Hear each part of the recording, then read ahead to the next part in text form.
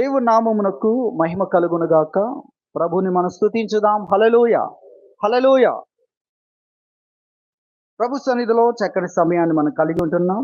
రోమీలకు రాసిన పత్రిక 12వ అధ్యాయము 12వ అధ్యాయములో మనం చివరికి వచ్చేసాం. ఎన్ని అంశాలు ఇందులో ఉన్నాయి, మీరు జ్ఞాపకం చేసుకోనండి. ఇది నిజమైన క్రైస్తవ్యం. నిజ క్రైస్తవుని గురుతులు. నిజ క్రైస్తవుడు అనడానికి ఇదొక కొలమానం, ఇది గురుతు అని అనేకులు దీనికి టైటిల్ పెట్టారు. బైబిల్ పండితులు దీనికి టైటిల్ పెట్టారు. మనం ఇంగ్లీష్ బైబిల్లో చూస్తే పైన టైటిల్ కనబడుతుంది దీని అంతటి కూడా. కాబట్టి మనం గ్రహించాలి, అటువంటి విషయాలను మనం ధ్యానం చేస్తున్నాం. విషయాలు సాధారణమైనవి కాదు. ఒక రకంగా నిజ క్రైస్తవ్యం అంటే క్రైస్తవ్యం మొత్తం యొక్క సారాంశాన్ని మనం ధ్యానం చేస్తున్నామని చెప్పవచ్చు. అంటే ఒక గ్రంథములో ఒక అధ్యాయములో ఉన్న మాటలని కాదు. నిజ క్రైస్తవ్యం అనగా క్రైస్తవ్యం మొత్తములో కొలమానాన్ని బయటికి తీసి, సారాంశాన్ని బయటికి తీసి దాన్ని మనం ధ్యానం చేస్తున్నాం. అంటే ఎటువంటి విషయం ఇది? సాధారణమైనది కాదు. అది మీరందరూ కూడా మనమందరం గమనించవలసిన విషయం. 12వ అధ్యాయంలో మరి ఈ 19, 20, 21 వచనాలు మనం చూస్తున్నాం. ఇందులో ఇవన్నీ కూడా మనం ధ్యానించడానికి సమయం లేదు, సమయం కొంచెంగా ఉంది. కాబట్టి 19వ వచనాన్ని ఈ సమయంలో ధ్యానం చేద్దాం. రోమాపత్రిక 12వ అధ్యాయము 19వ వచనం. ప్రియులారా, మీకు మీరే పగ తీర్చుకొనక దేవుని ఉగ్రతకు చోటియుడి. పగ తీర్చుట నా పని, నేనే ప్రతిఫలమునిత్తును అని ప్రభువు చెప్పుచున్నాడని వ్రాయబడి ఉన్నది. కాబట్టి నీ శత్రు ఆకలి కొని ఉంటే అతనికి భోజనం పెట్టుము, దప్పికొని ఉంటే దాహమిమ్ము. అలాగు చేయుట వలన అతని తల మీద నిప్పులు కుప్పగా పోయుదువు. కీడు వలన జయింపబడక మేలు చేత కీడును జయించుము నీ వాక్యం తెలియజేస్తుంది. ఇందులో దేవుని పని, మన పని అనే 2 భాగాలు ఉంది. దేవుని పనిని గురించి ఈ సమయంలో మనం ధ్యానం చేద్దాం. మన పనిని గురించి కూడా ఇక్కడ వాక్యం చెప్తుంది. మొదట 19లో ఇది దేవుని పని, ఇది నా పని. అలాగే నా యొక్క కోపమునకు, నా యొక్క తీర్పుకు మీరు ఏమివ్వండి? చోటివ్వండి. ఎటువంటి అద్భుతమైన విషయం! నాకు చోటివ్వు, నాకు స్థలం ఇవ్వు, నాకు అవకాశం ఇవ్వు, నా తీర్పును వెల్లడించడానికి. అలాగే నా మీద ఆశ పెట్టుకో, నా మీద ఆధారపడు, నన్ను నమ్ముకో అనే విషయాలు కూడా దేవుని ప్రేమలో నుండి కనబడుతున్నాయి. ఇందులో సాధారణంగా చూస్తే దేవుని తీర్పుకు, దేవుని కోపానికి, న్యాయము కాని విషయాల్లో దేవుడు విధించే ఆ తీర్పుకు నీవు ఏమివ్వాలి? అవకాశం ఇవ్వాలి అనేది కనబడుతుంది. మరి నేనేం చెయ్యాలి అంటే, కాబట్టి నీవేం చెయ్యాలి అనే విషయంలో, నీ శత్రువు ఆకలి కొని ఉంటే అతనికి భోజనం పెట్టు, దప్పికొని ఉంటే దాహమున కిమ్ము. అలాగు చేయుట వలన అనేది మనకి ఇక్కడ కనబడుతుంది. అలాగు చేయుట ద్వారా అతనికి ఇలా ఉంటుంది అనేది దీని యొక్క ట్రాన్స్లేషన్. నువ్వు అలా చేస్తే అతనికి ఎలా ఉంటుందంటే ఇలా ఉంటుంది. ఇలా చేసిన వ్యక్తివి అవుతావు అనేది కాదు, కానీ అలా ప్రేమను చూపించట ద్వారా అతడు ఊహించిన దానికి వ్యతిరేకంగా జరిగి తనలో తాను గిల్టీగా ఫీల్ అవుతూ ఇలాంటి పరిస్థితిని అతడు అనుభవిస్తాడు అని వాక్యం చెప్తుంది. సరే, ఇందులో మనం తెలుసుకోవాల్సింది 19వ వచనములో, ప్రియులారా, మీకు మీరే పగ తీర్చుకొనక దేవుని ఉగ్రతకు చోటియుడి. పగ తీర్చుట నా పని, నేనే ప్రతిఫలమునిత్తును అని ప్రభువు చెప్పుచున్నాడు. ఇది నా పని నన్ను చేయను. మనము న్యాయాధిపతులం కాదు, దేవుడు న్యాయాధిపతి.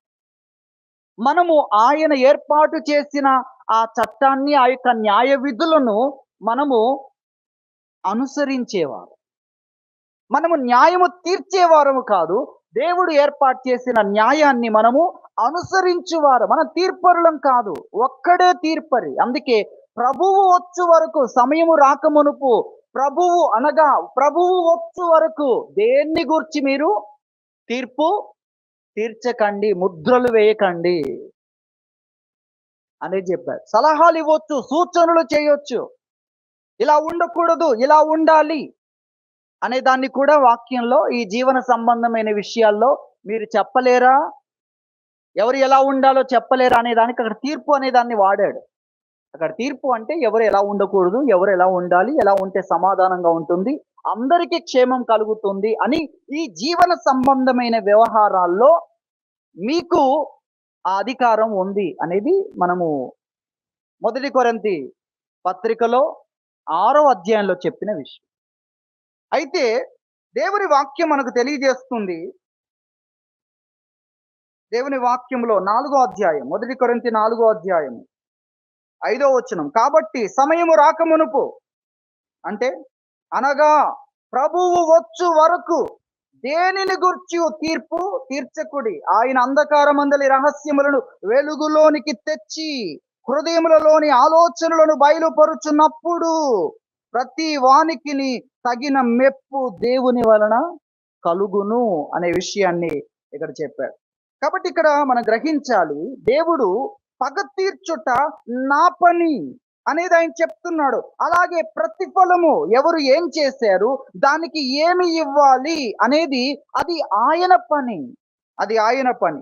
యాకోబు పత్రికలు కూడా ఒక వాక్యం చదువుకుందాం. 4వ అధ్యాయము 11వ వచనంలో చూస్తే, సహోదరులారా ఒకనికి విరోధంగా ఒకడు మాట్లాడకుడి, తన సహోదరునికి విరోధంగా మాట్లాడి తన సహోదరునికి తీర్పు తీర్చువాడు ధర్మశాస్త్రమునకు వ్యతిరేకంగా మాట్లాడి ధర్మశాస్త్రమునకు తీర్పు తీర్చుచున్నాడు. నీవు ధర్మశాస్త్రమునకు తీర్పు తీర్చిన ఎడల ధర్మశాస్త్రమును నెరవేర్చువాడవు కాక న్యాయము విధించువాడవైతివి, అనగా తీర్పరివైతివి. ఒక్కడే ధర్మశాస్త్రమును నియమించి న్యాయము విధించువాడు, ఆయనే రక్షించుటకును నశింపజేయుటకును శక్తిమంతుడై ఉన్నాడు. అది కాబట్టి మనల్ని ఏం చేయమంటున్నాడు, నీవు ధర్మశాస్త్రమును నెరవేర్చువాడవు కాక న్యాయము విధించువాడవైతివి. నువ్వు నెరవేర్చాలి, నువ్వు తీర్పరివి కాదు అని వాక్యం తెలియజేస్తుంది. కాబట్టి దేవుడు తీర్పరి, ఆయన న్యాయం విధించువాడు, అలాగే ఆయన పగ తీర్చుకొనివాడు, ప్రతీకారం చేయువాడు. ఎవరు ఏం చేశారు దానికి ఏం చెయ్యాలి, ఎవని క్రియల చొప్పున వానికి ప్రతిఫలం ఇవ్వగలిగిన వాడు ఆయన మాత్రమే. ఆయనే రక్షించడానికి నశింప చేయడానికి శక్తిమంతుడు, సమర్థుడు. అది దేవుని వాక్యం మనకు తెలియజేస్తుంది. కాబట్టి ఇక్కడ మీకు మీరు న్యాయం చేసుకుంటాను, నేను న్యాయము జరిగిస్తాను, న్యాయముగా లేని దాన్ని నేను చేస్తాను అనేది నువ్వు తీసుకోవద్దు. ఆ స్థానం ఉంది, ఆ స్థానం ఉంది. ఈ లోకంలో కూడా కొంతమందిని ఆ స్థానంలో న్యాయం పైన అధికారులుగా దేవుడు కొంతమందిని పెట్టాడు. వారు సరిగ్గా లేకపోతే ఎవరిది బాధ్యత, దేవుడిది, దేవుడు చూసుకుంటాడు. వారి ద్వారా నష్టపోయిన వారికి దేవుడు చూసుకుంటాడు. అన్నిటినీ చూసుకోగలడు ఆయన, ఆయనకు అన్ని వచ్చు. హల్లెలూయా, ఆయనకు అన్ని వచ్చు, ఆయనకు అన్ని వచ్చు. నీకు తెలియకపోతే ఆయనకు తెలియదని కాదు, మనకు ఆలోచన రాకపోతే ఆయనకు రాదని కాదు. అన్ని కాలాలను గురించి ఆయనకు వచ్చు, ఆయనకు తెలుసు. ఇది మనం గమనించుకోవాలి. కాబట్టి నేనే న్యాయం తీరుస్తాను కాదు, నువ్వు న్యాయమును అనుసరించాలి. న్యాయం పైన దేవుడు అధికారులను పెట్టాడు, న్యాయం పైన అధికారులను పెట్టాడు. అలాగే అన్నిటిపైన దేవుడు ఉన్నాడు.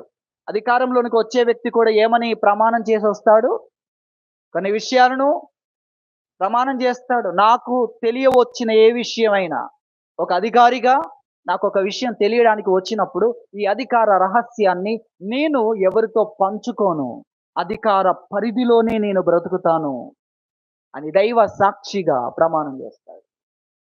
రాజ్యాంగ విలువలు నాకు ఈ అధికారాన్ని ఇచ్చాయి.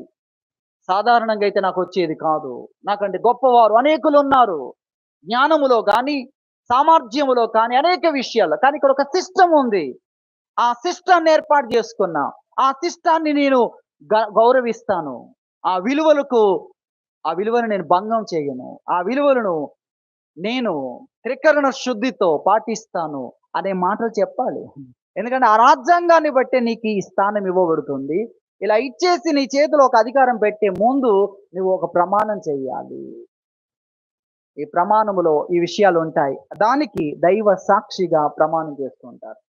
అనగా వారు చేసే ప్రతి దానికి దేవుడు జోక్యం చేసుకొని వారికి ఏం చెయ్యాలో, వారి ద్వారా నష్టపోయిన వారికి కూడా ఏం చేయాలో అన్నీ ఆయనకొచ్చు. అన్నీ ఆయనకొచ్చు. మనుషుల మధ్యలో మాట్లాడే మాటలు దేవునికి వర్తించవు. అంతా అయిపోయిన తర్వాత మనుషులేం జేస్తారు అనొచ్చు. దేవుడేం జేస్తాడనేది కూడా కలిపేస్తున్నాం మనకు. ఎందుకంటే మనకు దేవుడంటే తెలీదు. దేవుడంటే మనకు ఒక మనిషి అనుకుంటున్నాం. మనిషిని దేవుడిగా జేస్తూ ఉన్నాం. తర్వాత మనిషి కంటే క్రింద స్థాయిలో ఉన్న జంతువును, ఆ తర్వాత రాయిని, రప్పను, చెట్టును ఈ విధంగా ఉన్నవాళ్ళు ఎలాంటి మాటలు మాట్లాడతారు? దేవుడు గూడా పట్టుకోలేడు. దేవుడు గూడా కనిపెట్టలేడు. దేవుడు గూడా చేయలేడు. ఇవన్నీ ఎక్కడి నుండొచ్చాయి కొటేషన్స్? హ్మ్. ఇంట్లో దొంగను దేవుడు గూడా పట్టుకోలేడు. నీలాగనే అనుకుంటున్నావా దేవుడంటే? దేవుడు అంటే వ్యక్తిత్వంలో ఆయన ఎవరు? శక్తిలో ఆయన ఎవరు? జ్ఞానములో ఆయన ఎవరు? అలా ఆలోచించండి. దేవుడంటే ఆలోచించాలి. దేవుణ్ణి గూర్చిన ఉన్నతమైన విషయాలు మనం అర్థం జేసుకోవాలి. ఇది దేవుడంటే.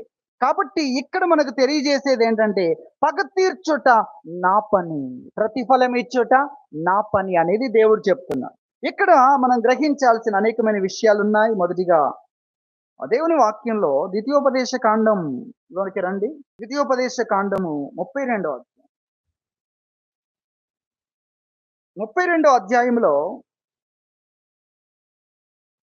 35వ వచనాన్ని చూస్తే, వారి కాలు జారు కాలమున పగ తీర్చుటయు ప్రతిఫలమిచ్చుటయు నావే అనేది ప్రభు చెప్తున్నాడు. అలాగే క్రిందికి వస్తే 39లో ఇదిగో నేనే దేవుడును, నేను తప్ప మరొక దేవుడు వేరొక దేవుడు లేడు. మృతి నొందించువాడును, బ్రతికించువాడును నేనే, గాయపరుచువాడును, స్వస్థపరుచువాడును నేనే, నా చేతిలో నుండి విడిపించువాడెవడును లేడు అనే గొప్ప సంగతుల గురించి చెప్పాడు. మనం చూస్తున్న 35లో పగ తీర్చుటయు ప్రతిఫలమిచ్చుటయు నావే వ్రాయబడి ఉన్నది అన్నాం కదా. ఇది ఇక్కడ రాయబడి ఉంది. దేవుడు చెప్పాడు అది నా పని అనేది దేవుడు తెలియజేశాడనేది మనం గుర్తించాలి. అలాగే ఇక్కడ ధర్మశాస్త్రంలోనే చెప్పాడు కీడుకు ప్రతి కీడు చేయకూడదని. లేవియ కాండం 19వ అధ్యాయం చూడండి. దేవుని వాక్యంలో లేవియ కాండం 19వ అధ్యాయం 18వ వచనం, నా కీడుకు ప్రతి కీడు 19వ అధ్యాయం 18వ వచనం, కీడుకు ప్రతి కీడు చేయకూడదు, నీ ప్రజల మీద కోపముంచుకొనక నిన్ను నీ పొరుగువాన్ని ప్రేమింపవలను అనేది కూడా ఇక్కడ చెప్పాడు. ఎంత పురాతనమైన మాట. లోకములో గ్రంథాలే లేని సమయములో దేవుడు తన స్వహస్తంతో వ్రాసి వీళ్ళకిచ్చాడు. ఆ తర్వాత న్యాయ విధులు గ్రంథాలు లేని సమయములో దేవుడు దేవుని నుండి వచ్చిన గ్రంథంగా దాన్ని భూమి మీద పరిచయం చేశాడు. అంత పురాతనమైంది అన్న విషయాన్ని మనం గుర్తించాలి. కాబట్టి ఇక్కడ అప్పుడే చెప్పాడు ఆ విషయాన్ని. అలాగే ప్రభు ఇక్కడ తెలియజేస్తున్న విషయాన్ని మనం చూస్తున్నాం. కీడుకు ప్రతి కీడు చెయ్యకూడదు, కీడుకు ప్రతి కీడు చేయకూడదని ప్రభు చెప్తున్నాడు. అలాగే సామెతల గ్రంథం 24వ అధ్యాయం, సామెతల గ్రంథం 24వ అధ్యాయము 29వ వచనం మనం చూస్తే, వాడు నాకు చేసినట్లు వానికి చేసేదను, వాని క్రియ చొప్పున వానికి ప్రతిఫలమిచ్చేదను అనుకొనకుము. ఏమంటున్నాడు? అలా అనుకొనకు, నేను చేస్తాను, అతడు నాకు చేసినట్లు నేను చేస్తాను, వాని క్రియ చొప్పున వానికి ప్రతిఫలం ఇస్తాను, వాడు చేసినట్లుగా నేను వానికి చేస్తాను. నువ్వు అనుకోవద్దు ఆ విధంగా. పగ తీర్చుట దేవుంది, ప్రతీకారం చేయుట దేవుంది, ప్రతిఫలం ఇచ్చుట దేవునిది అన్న విషయాన్ని గురించి దేవుని వాక్యం మనకు తెలియజేస్తుంది. మనము గనక అలా చేసామనుకోండి, మనము నేరస్తులం అవుతాం. దేవుడు పెట్టిన చట్టం దృష్టిలో మనం నేరస్తులం అవుతాం. ఎందుకంటే మనము ఆశ్రయించాలి. నన్ను ఆశ్రయించండి అని చెప్పాడు ప్రభు. నీకు కొరత ఏర్పడిందా? నీకు నష్టం కలిగిందా? దేవుడు నీకు ఒక పొలాన్ని ఇస్తే ఆ పొలము సత్తువను కోల్పోయిందా? ఆ పొలములో పంట నీ కష్టం అంతటిని ఆ పురుగులు తినేస్తూ ఉన్నాయా? పంటకు నష్టం కలుగుతుందా? నీళ్లు లేవా? నేనున్నాను. నా దగ్గరికి రావాలి. నన్ను ఆశ్రయించాలి. నీకు నష్టం కలిగినప్పుడు నన్ను ఆశ్రయించాలని దేవుడు ఎన్ని మార్లు బైబిల్ అంతట్లో కూడా మనం చూస్తాం. నన్ను ఆశ్రయించాలి. అవసరతల కొరకు, సమస్యల కొరకు, నష్టాల కొరకు ఆశ్రయించాలనే విషయాన్ని ప్రభు తెలియజేస్తున్నాడు. కాబట్టి మనము ఒకవేళ ఈ విధంగా చెయ్యాలి అనుకుంటే మనము ఏం చేస్తున్నామంటే తీర్పరులమైపోతున్నాం. తీర్పరులం అవుతున్నాం. కాదు. దేవుడు ఆ స్థానంలో కొంతమందిని పెట్టాడు. మనం ఏం చేయాలంటే మనం దేవునికి మొరపెట్టుకోవాలి. ఇది వాక్యము తెలియజేస్తున్న విషయం. అలా చేయకుండా మనము గనుక అలా చేయడానికి వెళ్తే ఇక్కడ జరిగే దాంట్లో మొదటిగా మనము ఏమవుతున్నాం? తప్పు చేసిన వారం అవుతున్నాం. చట్టము మీద అవిశ్వాసాన్ని ప్రకటించి చట్టాన్ని అగౌరవపరిచిన వారం అవుతున్నాం. అలా చేసే ముందు నువ్వు గౌరవమో అగౌరవం ముందు ఏం చేసావు? నువ్వు అగౌరవపరచడానికి రీజన్ ఏంటి అంటే నువ్వు ఆశ్రయించి ఉండాలి కదా. మొదటి విషయం. దాని పైన ఎవరున్నారు? దేవుడు ఉన్నాడు. కనిపించే నీడలుగా ఉన్నాయి. తండ్రిగా, కాపరిగా, న్యాయాధికారులుగా నీడ వంటి కొన్ని జీవితాలు కనబడుతున్నాయి. వీటన్నిటిని పెట్టిన వాడు దేవుడే. అసలైన సృష్టికర్త, అసలైన తండ్రి, అసలైన కాపరి ఆయనే. సర్వలోకమును పోషించుచున్నవాడు, సర్వజీవుల కన్నులు నిజానికి చూసేది ఆయన వైపే. అది మనము గమనించాలి. కాబట్టి మనము అలా చేయడానికి ప్రయత్నం చేస్తే చట్టాన్ని అతిక్రమించిన వారం అయిపోతాం. మనం శిక్షార్హులం అవుతాం. రెండవదిగా దేవుడు ఈ విధానాన్ని ఎందుకు పెట్టాడంటే అలా ఎవరు పడితే వాళ్ళు ఆలోచించి అజ్ఞానంగా వెళ్ళడానికి అలా తెరలేపకూడదు, లేక అలాంటి దానికి అవకాశం ఇవ్వకూడదు. అలాంటి సందు దొరకకూడదు. దొరికితే ప్రతివాడు తాను చేసేదే న్యాయం అనుకుంటాడు. అప్పుడు ఎవ్వరికీ భద్రత లేకుండా అయిపోతుంది. అప్పుడు పగ తీర్చుకునేవాడు న్యాయం అనుకుంటే బాధించబడిన వాడు నాకు అన్యాయం జరిగింది అంటాడు. ఇక ఇద్దరేమైపోతారు? ఇద్దరు రెబల్స్. వారి ద్వారా జరిగిన వ్యక్తులంతా ఆ విధంగా ఒకరినొకరు ఏం చేసుకుని న్యాయం అనే పేరు మీద ఒకరికొకరు హాని చేసుకుంటూ ఈ విధ్వంసం కొనసాగుతూనే ఉంటుంది. అందుకే విచారణ చేయుట కొన్ని విధానాలు పెట్టాడు. ఎందుకు? అందరి భద్రత ఉంది అందులో. ఈ భద్రత అక్కర్లేదు అనుకుంటే అందరికీ సమస్య కలుగుతుంది. నీకు అన్యాయం జరిగిందని నువ్వు చేసిన దాన్ని ఇంకొకడు అన్యాయం అంటాడు. అప్పుడు నువ్వెంత చిత్తశుద్ధితో యథార్థతతో ఫైట్ చేస్తున్నావో ఎదుటివాడు కూడా అలాగే ఫైట్ చేస్తాడు. ఇక ఇద్దరు అలా అనుకుంటే చూసారా, భద్రత లేని పరిస్థితి, ప్రమాదాలు పడుతుంది మానవ జీవితాలు. అందుకే భద్రత ఏర్పాటు చేశాడు అనేది మనం చూస్తున్నాం. ఓర్పు గొప్ప ద్రోహ కార్యాలు జరగకుండా ఆపుతుంది అన్నాడు వాక్యంలో. ఎవరు ఓర్చుకుంటే అక్కడ దేవుడు పనిచేయడం మొదలు పెడతాడు. ఎవరు ఓర్చుకుంటే అక్కడ గొప్ప అంతకు మించిన ప్రమాదాలు జరగకుండా అడ్డుకట్ట వేయబడతాయి. కానీ ఎవరైతే సహించరో ఇక మంటలు మండుతూనే ఉంటాయి. తగలబడిపోవడమే జరుగుతూ ఉంటుంది. అందరి జీవితాలు, వారి మీద ఆధారపడిన వారి జీవితాలు ప్రమాదంలోనికి వెళ్ళిపోతూ ఉంటాయి. అది మనం గమనించాలి. దేవుని వాక్యం తెలియని వారే ఈ విషయాన్ని తెలియజేస్తున్నారు. ఇటువంటి నేరాలకు సంబంధించిన నిజ సంఘటనలకు సంబంధించిన విషయాలు చూసినప్పుడు పగ తీర్చుకున్నావు, ఏమైంది? ఇప్పుడు వృద్ధాప్యంలో నీ తల్లిని నువ్వు అనాథ చేశావు. నువ్వు ఆధారముగా ఉండాలని నీ కోసం 20-30 సంవత్సరాలు కష్టపడిన నీ తల్లికి ఆ 30 సంవత్సరాల ఆశనంతా ఈ రోజు నువ్వేం చేసావు? నువ్వు చట్టం దృష్టిలో నేరస్తుడివై నిన్ను ఇప్పుడు జైల్లో పెడితే ఇంత పెద్ద వ్యక్తి కుమారుడు తనకుండి కూడా తాను ఎవరు లేనిదైపోయి ఇప్పుడు శిక్షించేది ఎవరినో కాదు, ముందు నీ తల్లిని. అని వాళ్ళు చెప్తున్నారు. వాళ్ళు చెప్పే ఒక్కొక్క విషయాల్లో ఆ కుటుంబ సంబంధాలు నీ మీద ఆధారపడిన వారిని, నీ భార్యను గాని, నీ పిల్లలను గాని, అలాగే నీ తల్లిదండ్రులు కానీ ఏం చేస్తున్నావు నువ్వు? అని వాళ్ళు చెప్తున్న విషయాలు మీకు గుర్తు చేస్తున్నా. కాబట్టి ఇందులో ఆ విధంగా వెళ్ళడము ద్వారా మనం శిక్షార్హులం అవుతున్నాం. తర్వాత భద్రత లేని విషయాలకు తెరతీస్తున్నాం. మానవ మనుగడను ప్రమాదంలోకి నెట్టివేస్తున్నారు. అలా వెళ్తున్న వ్యక్తులు అనే విషయం కూడా ఇక్కడ కనబడుతుంది. అలాగే మనము చేసినంత మాత్రాన మనమేదో పగ తీర్చుకోవాలి, ఎవరు చేశారో అంతవరకే మనం చేయాలంటే, నువ్వు చేయడం ద్వారా నీకు మేలు చేసుకోలేవు. సమస్య అది. నీకు జరిగిన నష్టము పూడ్చుకోలేవు నీవు. మరింత సమస్యలోకి నువ్వు వెళ్తావు.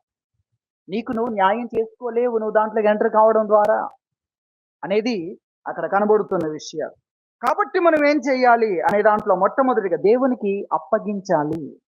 దేవుని చేతుల్లో పెట్టాలి. గంభీరముగా యెహోవా మీరే అని చెప్పాలి. దేవుడు చూచుకుంటాడు. అది మనం గ్రహించాల్సిన విషయం. ఎల్రోయ్ అనే మాట మొదటిగా చెప్తే రెండోది ఏం చెప్పాలి? యెహోవా ఈరే. దేవుడు చూస్తున్నాడు అనేది మొదటికి చెప్తే రెండోది దేవుడు చూసుకుంటాడు. ఈ రెండు అద్భుతమైన పదాలు కదా! దేవుడు చూస్తున్నాడు, దేవుడు చూసుకుంటాడు. ఎంత అద్భుతమైన విషయం. ఆయన ఎంతగా చూసుకోగలడో తెలుసా? మనం ఊహించి అంత లోతైన విషయాలు చూసుకోగలడు. నీ ఊహకు అందని విషయాలను కూడా చూసుకోగలడు. దేవుడంటే అది. జ్ఞానానికే ఆయన ఆధారం. అది మనం అర్థం చేసుకోవాలి. కాబట్టి మనము దేవునికి అప్పగించుకోవాలి అనే విషయము ఇందులో మనం గ్రహించాల్సిన మొదటి విషయం. దేవుని వాక్యములో సౌలు, ఇశ్రాయేలుల మొదటి రాజు సౌలు, రాజైన సౌలును మనం చూస్తాం. ఈ సౌలు రాజు దావీదు పట్ల అసూయతో, మత్సరముతో ప్రవర్తించడం మొదలుపెట్టాడు. అది మనం చూస్తున్నాం. అలా ప్రవర్తిస్తూ దావీదును చంపడానికి అనేకమైన ప్రయత్నాలు చేశాడు. దేవుడు వాటిని సాగనివ్వలేదు. దావీదు తన భోజన బల్ల దగ్గర భోజనం చెయ్యాలని పెట్టాడు. ఆ భోజన బల్ల దగ్గరికి రాకపోతే ఎందుకు రాలేదు, ఎందుకు రాలేదు అని ఒక్కొక్కరిని అడగడం మొదలుపెట్టాడు. దీని వెనకాల అతన్ని చంపాలి అని ఈటను దగ్గర పెట్టుకున్న విషయాలు, ఈట విసిరిన విషయాలు ఇవన్నీ మనం చూస్తాం. దేవుడు అతన్ని కాపాడాడు. తర్వాత దావీదుకు అర్థమైంది, అతడు కావాలని చేస్తున్నాడు. దయ్యం పట్టి కాదు, విచక్షణ కోల్పోయి కాదు, విచక్షణతోనే ఇలా ప్రవర్తిస్తున్నాడన్న విషయం తెలిసింది.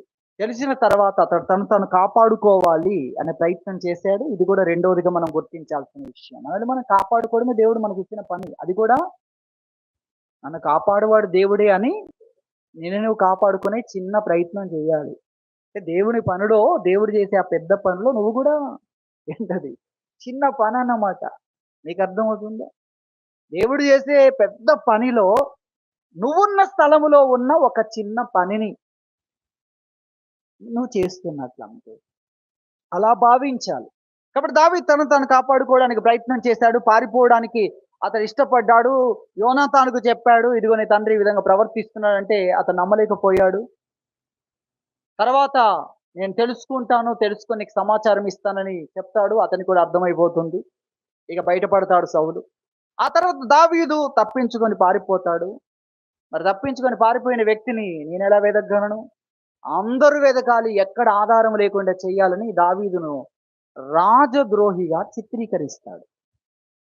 ఇది జరుగుతుంది. తర్వాత ఎక్కడ ఎవరు ఆశ్రయం ఇచ్చినా వాళ్ళందరినీ బహిరంగంగా నరుకుతూ ఉంటాడు.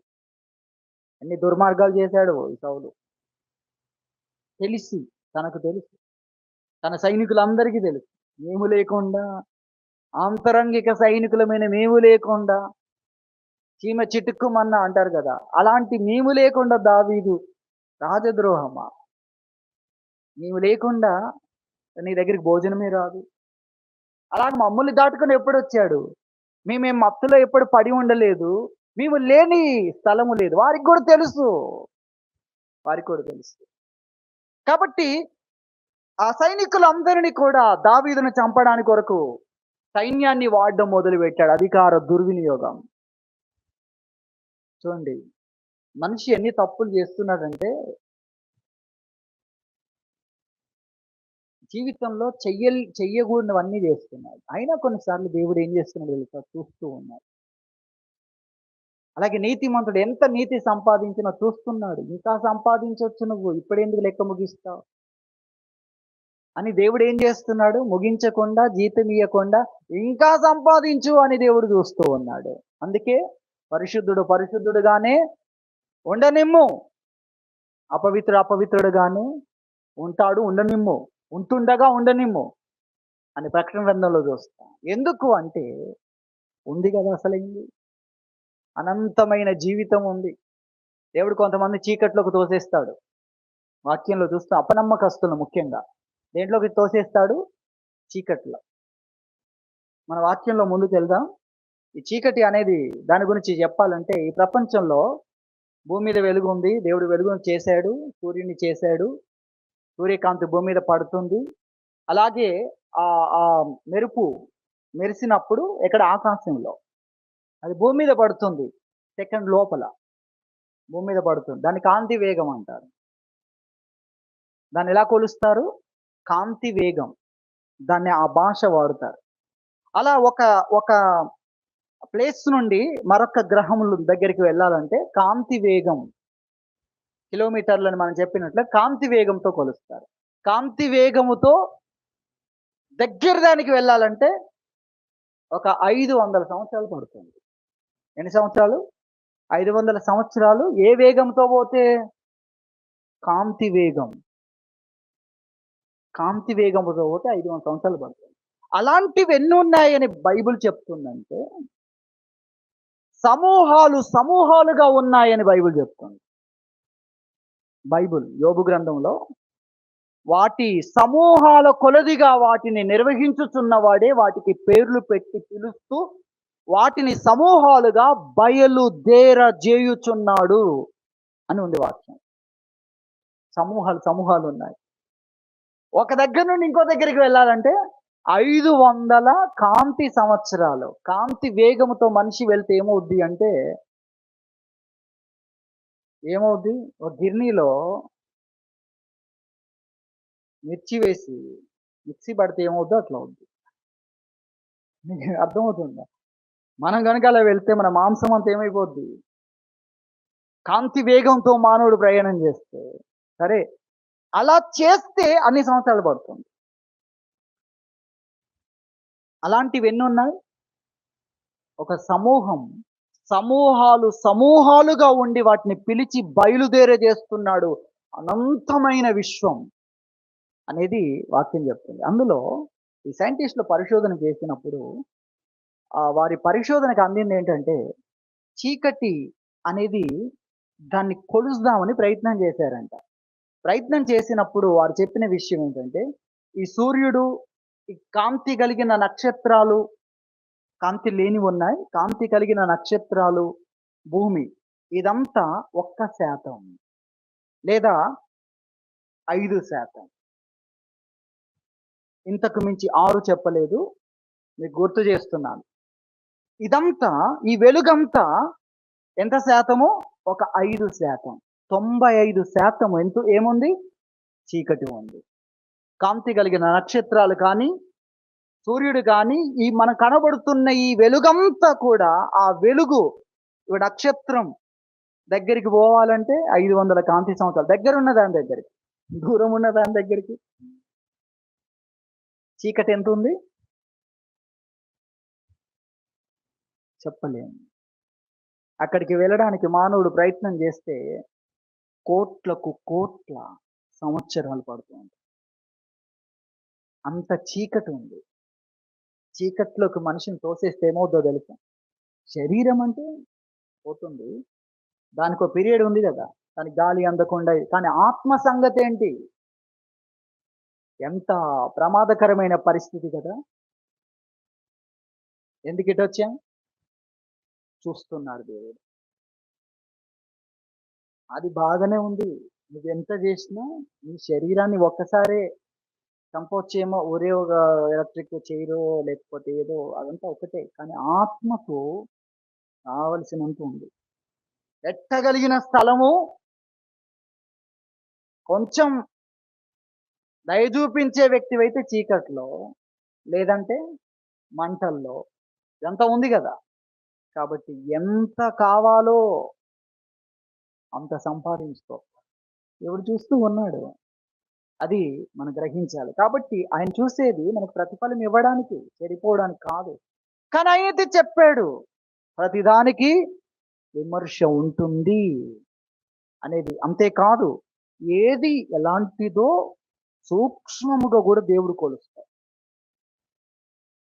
ఆలోచన, ఆలోచన నుండి ఆలోచన వచ్చినప్పుడేంటి, ఆలోచన తీసుకున్నప్పుడేంటి, అర్థమైన తర్వాత ఏంటి, అర్థమైన తరువాత నువ్వు స్పందించడం, దేని వైపు స్పందించావు, ఆ తర్వాత దాన్ని తలకెక్కించుకున్నావా, తొలగించుకున్నావా, ఆ తర్వాత నువ్వేం చేసావు, ఎక్కడ అడుగు వేసావు, అక్కడి నుండి ఎంత దూరం వెళ్ళావు, ఎంత దూరం వెళ్ళాక పశ్చాత్తాపం వచ్చింది, ప్రతిదీ సూక్ష్మంగా దేవుడు చూడగలడు. దేవుడు అన్నాడు, సొదొమ గుమర్రాను ఏం చేశాడు ప్రభు? అగ్ని గంధకాలు పంపించి కాల్చేశాడు. కానీ మరికొంతమందిని మిమ్మల్ని కాల్చలేదు, మేము మధ్యలో అద్భుతాలు చేశాం. కానీ మిమ్మల్ని శిక్షించే ఆ శిక్ష చూసినప్పుడు సొదొమ గొమొర్రాలో ఉన్నవాళ్ళు శరీరం కాలిపోయింది, ఆత్మలు ఉన్నాయి కదా, ఆత్మలు ఆత్మలకు కొంచెం ఊరట కలుగుతుంది. మనం కొంచెం పర్వాలేదు. ఎవరిని చూసినప్పుడు ఈ తూరు సీదోను అనేకమైన అద్భుతాలు దేవుడు ఎక్కడ చేశాడో, ప్రపంచం పుట్టినది, మానవ జాతి పుట్టింది మొదలుకొని చూడని విషయాలు, కనుగొనని విషయాలు చేశాడు. ఎందుకంటే ఆయన ఎవరో తెలియాలి కదా. ఆయన చేయడానికి ఆయన చేయడానికి ఏదైనా ఉందా? ఆయన ప్రయత్నం చేయడానికి ఒకరోజు ప్రిపేర్ కావడం, ఒకరోజు అది, ఒకరోజు ఆయన మాటే దేనికైనా, చిన్నదైనా పెద్దదైనా, ఊహించలేనిదైనా, మెదడులో పట్టలేనంత కార్యమైన ఒకే ఒక్క మాటతో అన్ని చేస్తాడు. కాబట్టి మనం గమనించాలి, ప్రభు అందుకే చూస్తున్నాడు ప్రతి వ్యక్తికి. భక్తి చేసేవారికి కూడా ఎంత ప్రతిఫలం ఇవ్వాలో అంత దేవుని దగ్గర ఉంది. అలాగే దేవునికి దూరంగా వెళ్ళే వ్యక్తి కూడా ఎంత చేయగలవు నేను చూడగలను. కానీ వారి ద్వారా నష్టపోయే వారిని దేవుడు కాపాడగలడు, వారి గాయాన్ని కట్టగలడు, వారిని ఉన్నత స్థలములో పెట్టగలడు. అది ఆయనకు తెలుసు. ఒక వ్యక్తి యొక్క జీవితాన్ని చూసి కొంచెములో నమ్మకంగా ఉన్న వ్యక్తిని, ఈ సంవత్సరంలో నమ్మకంగా ఉన్నాడు, నమ్మకంతోనే జీవితాన్ని ముగించాడంటే అతడు 1000 సంవత్సరాలైనా నమ్మకంగా ఉంటాడు, 10,000 సంవత్సరాలైనా నమ్మకంగా ఉంటాడు అని ఆ వ్యక్తిని ఏం చేయగలడు? నమ్మకములో పెట్టగలడు. నమ్మదగిన వ్యక్తిగానే అతని జీవిత కాలాన్ని రాయగలడు. కాబట్టి భక్తిలో ఉండి జీవితాన్ని ముగించిన వ్యక్తికి ఒకని జన్మదినం కంటే ఒకని మరణ దినమే మేలన్నట్లుగా అతని విజయం అనేది, అతడు విజయం సాధించాడు. అది మనం గుర్తించాలి. కాబట్టి యుగాయుగములు అతడు బ్రతికున్నంత వరకు ఎలా ఉన్నాడు? అది సంవత్సరమైనా, 2 సంవత్సరాలైనా, 10 సంవత్సరాలైనా, ఎన్ని సంవత్సరాలైనా నమ్మకంగా ఉన్నాడు అతడు. ఏబేలు అనుకోండి, ఎలా ఉన్నాడు? నమ్మకంగా ఉన్నాడు అతడు. కాబట్టి అతనికి 100 అయినా, 1000 అయినా అతడు ఎలా ఉన్నాడు? నమ్మకముగా ఉన్నాడు. హనోకు గురించి మనం చూస్తాం. హనోకుని గురించి చూస్తే 300 సంవత్సరాలు దేవునితో నడిచాడు. దేవుడు తీసుకున్నాడు. అతని కుమారుడు ఉన్నాడు.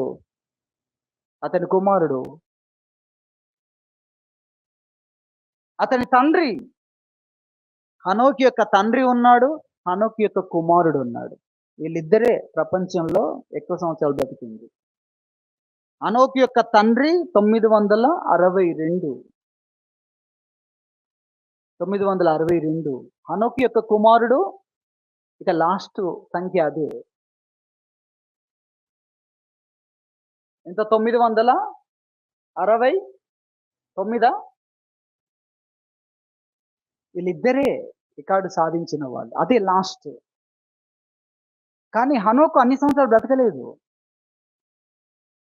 300 సంవత్సరాలకు దేవుడు అతన్ని తీసుకున్నాడు. నువ్వు విజయం సాధించావు. నీకు 1000 సంవత్సరాలు ఇచ్చినా, 2000 ఇచ్చినా, 2000 ఏంటి? ప్రసంగి 2000 గురించి మాట్లాడతాడు కదా! ఒకడు 2000 సంవత్సరాలు బ్రతికి ఉన్నను అనే మాట మాట్లాడతాడు. అది మనం గుర్తించాలి. కాబట్టి ఇక్కడ మనం జ్ఞాపకం చేసుకుందాం. సౌలు అన్ని దుర్మార్గాలన్నీ చేశాడు. దావీదు విషయంలో అంత కదా! దావీదు ఏం చేశాడు? పారిపోతూ ఉన్నాడు. తను కాపాడుకుంటూ అతడు పారిపోతూ ఉన్నాడు. దేవునికి వదిలేశాడు. దావీదు సింగిల్‌గా ఉన్నాడు. కానీ ఈలోపుగా బలహీనులైన వారు, నష్టపోయి అనుకున్న వారు, జీవితాన్ని చాలించుకోవాలనుకున్న వారు ఆ అడవిలో వెళ్తూ ఉండగా దావీదు ఎదురుపడ్డాడు. సమస్యలు విన్నాడు, ఆదరించాడు. ఇప్పుడు అతనికి బలమైన యోధులు సైన్యం తయారైంది. తన విద్యలు నేర్పించాడు. గొప్ప సైన్యం తయారైంది. ఇప్పుడు దావీదు ఒంటరి కాదు. రాజులను చంపగలిగిన సైన్యం తనకు ఉంది. కానీ సౌలు మీదకి వెళ్ళలేదు. ఈ బుద్ధిహీనుడికి బుద్ధి చెప్దామని ఎప్పుడు అనుకోలేదు. అతని మీద దాడి చేయడానికి వచ్చిన సైన్యం చిన్నదే అయినా కూడా తనతో ఉన్న వారు యోధులు వాళ్ళందరినీ కూడా చంపగలరు. అయినా కూడా వాళ్ళ మీదకి ఎప్పుడు పోలేదు. తను కాపాడుకోవడం. తర్వాత ఎందుకు నువ్వు పోవట్లేదు? మనం ఎందుకు పారిపోవాలి అని యోధులు అనుకుంటే వారిని మనం ముట్టుకోకూడదు.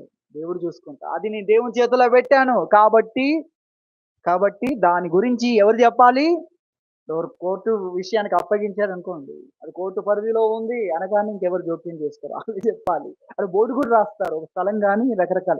ఇది దేవుని చేతిలో ఉంది కాబట్టి దేవుడు చూసుకునే విషయం మనం మాట్లాడకూడదు దాని గురించి అనే విధానంలో దావీదు తన అనుచరులకు వాళ్ళకి చెప్పాడు.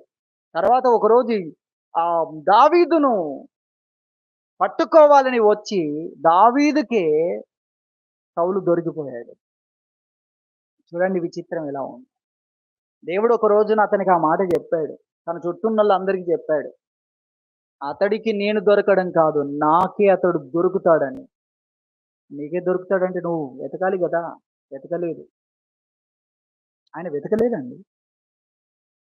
సౌలు ఎక్కడ అని ఎప్పుడు వెతకలేదు. వెతకని వాడికి ఎట్లా దొరుకుతాడు? పారిపోతున్న వాడికి ఈయన ఎలా దొరుకుతాడు? ఒకరోజు భయంకరమైన అరణ్యములో ఒక గుహలోనికి వచ్చి ఉన్నాడు. ఎవరు? దావీదు ముఖ్యమైన అనుచరులు.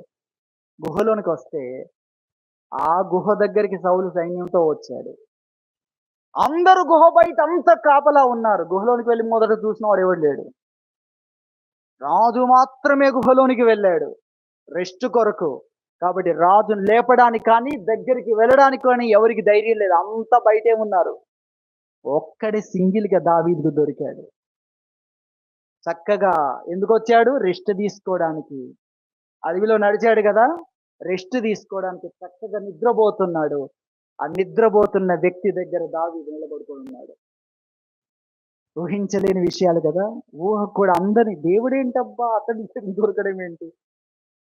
ఇతడు వెతకాలి. అలాంటప్పుడు లేదు, నిద్రపోతున్న వ్యక్తిగా దొరకడు. ఒకవేళ ఈ దృశ్యాన్నే కలలో అతడు చూశాడేమో, లేక గతములో భవిష్యత్తులోనికి వెళ్ళి ఈ దృశ్యాన్ని చూసి దావీదు వచ్చాడేమో వెనక్కి. కలలో అలాగే జరుగుతుంది కదా కొన్నిసార్లు. దేవుడు తీసుకొని వెళ్ళగలడు. దావీదు చెప్తున్నాడు తన అనుచరులకు, నా కలలో దేవుడు నాకు చూపించింది ఏంటంటే సౌలు నా ముందు నిద్రపోతున్నాడు. నేను సౌలు ముందు నిలబడుకొని ఎవ్వరు లేరు. అది ఈరోజు అక్కడ కనబడుతూ ఉంది. కానీ సౌలును చంపడానికి కానీ, హాని చేయడానికి కానీ, బుద్ధి చెప్పడానికి కానీ ఏది చేయలేదు. అతడు ఆలోచించింది ఒకటే, నేను హాని చెయ్యని వాణ్ణి, నువ్వు దొరికిన హాని చెయ్యను, నేనేంటి నీకు హాని చేయడం? అది చూపించుకోవాలనుకున్నాడు అంతే. అంతేకాని అతని బుద్ధి చెప్పాలని కానీ, అతన్ని గాయపరచాలని కానీ ఆలోచించాడా? చేశాడా? చెయ్యలేదు. అది ఆ విధంగా ఉన్నాడు. ఎంత ఆశ్చర్యం! దేవుని మనసు తెలుసుకున్నాడు. ధర్మశాస్త్రం అంతా చదువుతున్న వారికి తెలియట్లేదు. ఇప్పుడు కూడా బోల్డ్ అంతమంది పాస్టర్లు ధర్మశాస్త్రం చదువుతూ ధర్మశాస్త్రం గురించి ఏం చేస్తుంటారు? తప్పుడు వ్యాఖ్యానాలు చేస్తూ ఉంటారు. ధర్మశాస్త్రం అంతా ఒక్క మాటలో ఉంది. ఏ మాట అది? ప్రేమ. అర్థమవుతుందా మనకేమైనా? మనమంతా ఏ మాటలో ఆ ధర్మశాస్త్రం అంతటిని చేరుస్తున్నాం? పగ, కంటికి కన్ను, పంటికి పన్ను. ఈ ధర్మశాస్త్రాన్ని చదువుతున్న దావీదుకి ఏమర్థమైంది? కాబట్టి నిజముగా అతడు ఆ విధంగా ఉన్నాడు. కానీ యోవాబుని గురించి చూస్తే, యోవాబు ఆ విధంగా లేడు. పగ తీర్చుకోవాలి. నాకు నష్టం జరిగింది. నీకు నష్టం యుద్ధంలో జరిగింది. యుద్ధం జరిగినప్పుడు కదా!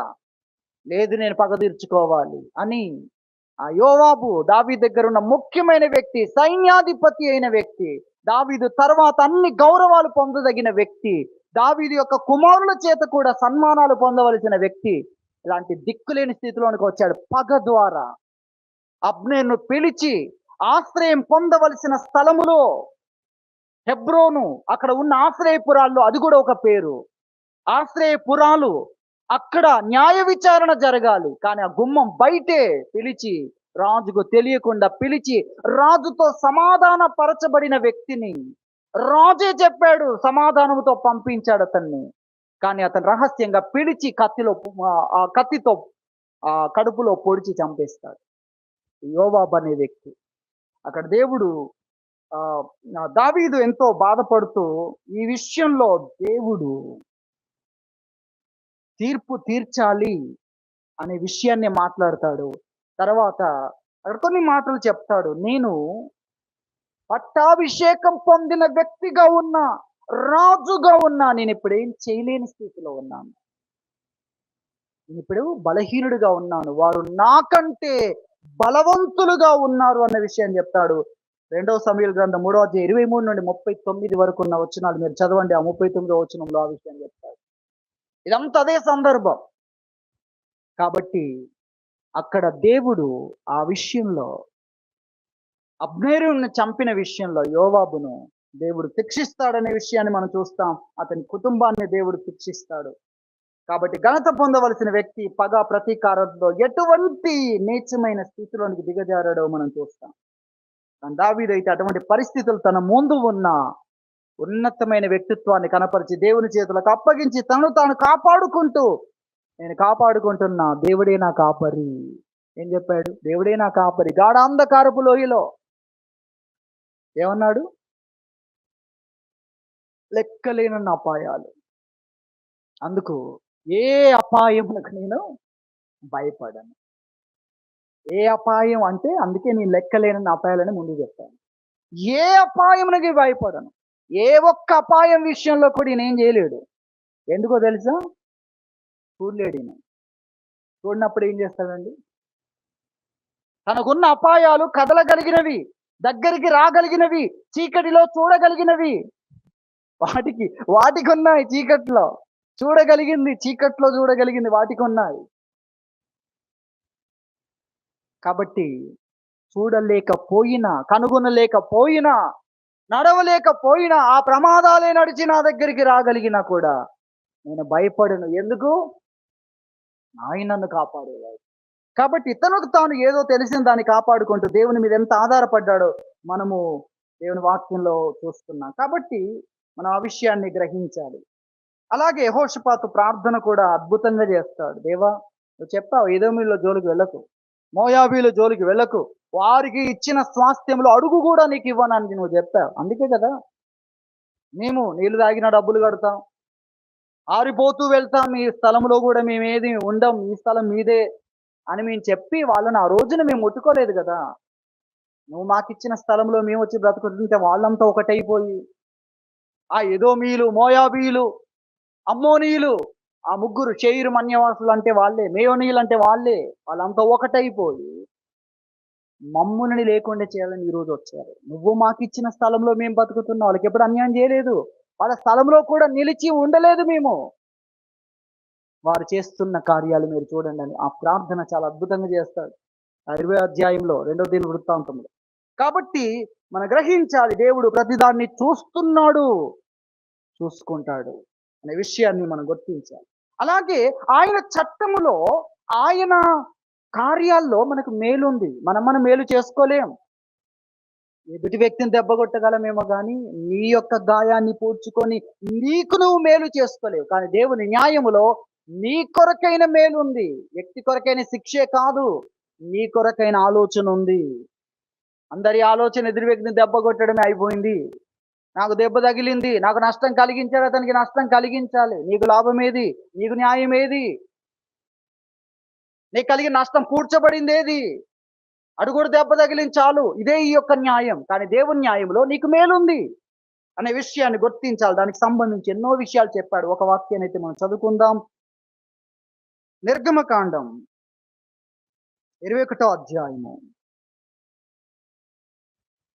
21వ అధ్యాయములో 35, 36 చదువుకుంటే, ఒకని ఎద్దు వేరొకని ఎద్దు చచ్చునట్లు దాన్ని పొడిచిన ఎడల బ్రతికి ఉన్న ఎద్దును అమ్మి దాని విలువను పంచుకొనవలెను, చచ్చిన ఎద్దును పంచుకొనవలెను అనే విషయాన్ని చెప్పాడు. 36లో అయితే అంతకు ముందు ఆ ఎద్దు పొడుచున్నది అని తెలియబడియు దాని యజమానుడు దాన్ని భద్రము చేయని వాడైతే వాడు నిశ్చయముగా ఎద్దును ఇయ్యవలెను, చచ్చినది వానిదగును. చూసారా, దేవుని న్యాయంలో ఒక ఎద్దు మరొక వ్యక్తి ఎద్దును చచ్చేటట్లుగా పొడిచింది. అప్పుడేం చెప్పాడు? అది అప్పుడే స్టార్ట్ అయ్యి పొడవడం ఇదివరకు దానికి లేకుండా ఉంటే ఆ బ్రతుకున్న ఎద్దును అమ్మి ఇద్దరు పంచుకోనండి, చచ్చిన ఎద్దును ఇద్దరు పంచుకోండి అని చెప్పాడు. అది మనం చూస్తున్నాం. అదే మానవ న్యాయములో మనుషులు న్యాయం చేయాలనుకున్నప్పుడు ఆ ఎద్దు కూడా కావాలి అంతే. నీకేం లాభం జరుగుతుంది? కానీ ఇక్కడ దేవుడు చెప్పిన దాంట్లో దాన్ని నమ్మి పంచుకొనుట గురించి చెప్పాడు. అలాగా ఎద్దు పొడిచేది ఇంతకు ముందే పొడిచేదని తెలిసి దాన్ని కట్టివేయకుండా, భద్రపరచకుండా, దానితో పాటు వ్యక్తి ఉండకుండా అలా చేసి ఉంటే యజమానుడు ఏమన్నాడు? చచ్చింది అతనికి ఇవ్వండి, బ్రతికింది ఎవరు ఎద్దు కోల్పోయారో అతనికి ఇవ్వండి అని చెప్పాడు. దేవుని న్యాయములో ఎద్దును కోల్పోయిన వాడికి ఏం జరుగుతుంది? ఎద్దు వచ్చేస్తుంది. ఇతడు ఏం చేసినా దాన్ని అలాంటి న్యాయాన్ని తాను పొందుకోలేడు. దేవుని న్యాయంలో మన లాభం ఉంది, మన క్షేమం ఉంది, మన అభివృద్ధి ఉంది అన్న విషయాన్ని తెలుసుకొని మనం ఆయన చేతులకు అప్పగించుకోవాలి అనేది మనము గ్రహించాల్సిన విషయం. కాబట్టి దేవుని చేతులకు అప్పగించుకోవాలి. దేవుడు కొన్నిసార్లు ఎందుకు చూస్తూ ఉంటాడంటే, దేవుడు మనిషిని కాదు చంపాలనుకునేది, మనిషిలో ఉన్న ఆ చెడుతనాన్ని చంపాలనుకుంటున్నాడు. అది దానికైన సమయాన్ని ఇస్తున్నాడు. కానీ ఈ లోపల కాపాడడం కానీ, వ్యక్తిని ఎదిగించడం కానీ, వ్యక్తి కలిగిన నష్టాన్ని పోడ్చడం కానీ, వ్యక్తి కొరకు నూతన ద్వారాలు తెరవడం కానీ, ఇవన్నిట్లో బిజీనే ఉన్నాడు దేవుడు. కానీ శిక్షించే విషయంలో ఎందుకు ఆలోచిస్తున్నాడంటే, వ్యక్తిలో ఉన్న చెడును ఫిల్టర్ చేసి తొలగించి ఆ వ్యక్తిని తన కుటుంబానికి, తాను ఎవరికి నష్టం చేశాడో వారికి మేలుకరంగా నిలబెట్టాలనుకుంటున్నాడు. ఒక వ్యక్తి ఉన్నాడు లంచగొండి, అతని ద్వారా ఆ యొక్క పట్టణం అంతా బాధపడుతుంది. కానీ దేవుడు ఆ లంచగొండి తనాన్ని విరిచేశాడు వ్యక్తిలో నుండి. వ్యక్తి ఇప్పుడు ఎలాంటి వాడయ్యాడో తెలుసా? అన్యాయం చేసిన వారికి 4 గంటలు ఇచ్చేవాడయ్యాడు. అతడు వస్తుండగానే భయపడిపోతున్నారు. ఇప్పుడేం పన్ను ఇస్తాడో, ఇప్పుడేం తీసుకుంటాడో, మనం వెళ్ళి మళ్ళీ వాళ్ళకి చెప్పలేం అని అనుకుంటూ ఉండగా, ఇదిగో మీ దగ్గర అన్యాయంగా నేను తీసుకున్నాను అనగానే వారికి గుండె న్యాయం జరిగింది కదా. అంతే కదా, మానవ న్యాయం జరిగింది, ఒప్పుకున్నాడు. మనం అంతకంటే ఏం చేస్తాం? ఒప్పుకుంటే చాలు. అతడు ఒప్పుకున్నాడు. ఒప్పుకోవడం మాత్రమే కాదు, దానికి 4 గంటలు నేను చెల్లిస్తున్నాను. ఆ మొదటిది కూడా లేదు, మొదటితో పాటు 4 గంటలు. 10,000 తీసుకుంటే ఇదిగో నీ 10,000, దానికి 4 గంటలు అని 50,000 చేతిలో పెడుతున్నాడు. అతడు ఏమనుకోవాలి? ఇక ఇది దేవుడి పని. దేవుడు మనిషిని ఏం చేయాలనుకుంటున్నాడు? మార్చాలనుకుంటున్నాడు. ఒక వ్యక్తి ఉన్నాడు, దేవుణ్ణి దూషించమని మనిషిని బలవంత పెడుతున్నాడు. ఎలాంటి వాడండి? నువ్వే దుర్మార్గుడు అంటే మళ్ళీ దేవుణ్ణి ప్రేమిస్తున్న వాళ్ళను కూడా దేవుణ్ణి దూషించమని భక్తులను అలా మారుస్తున్నాడు బలవంతంగా. అలాంటి దేవుడు చంపలేదు, అతను లోపలున్న చెడును చంపేశాడు. ఇప్పుడు ఎలా మారాడు? ప్రాణాలు ఇచ్చే వ్యక్తిగా మారాడు. ఎంత ఆశ్చర్యం చూడండి. కాబట్టి దేవుడు అందుకొరకు తన కార్యములు జరిగించువాడన్న సంగతిని మనం అర్థం చేసుకోవాలి. కాబట్టి ప్రభు మనకు తెలియజేస్తున్నాడు, మనం దేవునికి అప్పగించుకోవాలి. ఆయన చూస్తున్నాడు, ఆయన చూసుకోగలడు. దేవుని వాక్యములో కీర్తనల గ్రంథం 37వ కీర్తన 40 వచనాలు ఉన్నాయి. ఇంటికెళ్ళిన తర్వాత చదువుకోనండి. ఒక్కొక్క వచనం మెల్లగా చదవాలి. నేను ఇక్కడ మెల్లగా చదివితే మనకు సమయం దాటిపోద్ది. అలాంటి ఒక్కొక్క వచనం, ప్రతి వచనం అద్భుతమే. అలాంటి విషయాలు ఉన్నాయి దీంట్లో. ఆశ్చర్యకరమైన విషయాలు మీరు కనుగొనగలుగుతారు. అటువంటి కీర్తన ఇది. మనము 5వ చరణం చూస్తే, నీ మార్గమును యెహోవాకు అప్పగింపుము, నీవు ఆయనను నమ్ముకొనుము, ఆయన నీ కార్యాన్ని నెరవేరుస్తాడు. ఈ మార్గం ఆయనకు అప్పగించి ఆయన చేతుల్లో పెట్టు. నువ్వు ఆయన్ని నమ్ముకో, ఆయన ఏం చేస్తాడు? నీ పని చేసి పెడతాడు. ఎంత బాగుంది! అది దేవుని వాక్యము మనకు తెలియజేస్తున్న విషయం. అలాగే మనము 9వ చరణం చూస్తే, కీడు చేయువారు నిర్మూలమగుదురు. అందుకే 8లో కోపం మానుము, కోపం వద్దు, ఆగ్రహం విడిచిపెట్టుము, వ్యసన పడకుము, అది కీడుకే నిన్ను నడిపిస్తుంది. కీడు చేయువారు నిర్మూలమగుదురు, యెహోవా కొరకు కనిపెట్టుకొని వారు దేశమును స్వతంత్రించుకొందురు. హల్లెలూయా! దేవుని కొరకు కనిపెట్టుకునే వారిదే దేశం. దేవుని కొరకు కనిపెట్టుకోకుండా తొందరపడేవారు నాశనం వారి కొరకు ఎదురు చూస్తుంది. ఫాస్ట్‌గా వెళ్తున్నారు ఆ నాశనంలో పడడానికి. అది దేవుని వాక్యం మనకు తెలియజేస్తుంది. కాబట్టి ఆయన కొరకు కనిపెట్టుకో. అదే విషయాన్ని చెప్తున్నాడు ఇక్కడ 7లో, యెహోవా ఎదుట మౌనముగా ఉండి ఆయన కొరకు కనిపెట్టుకొనుము.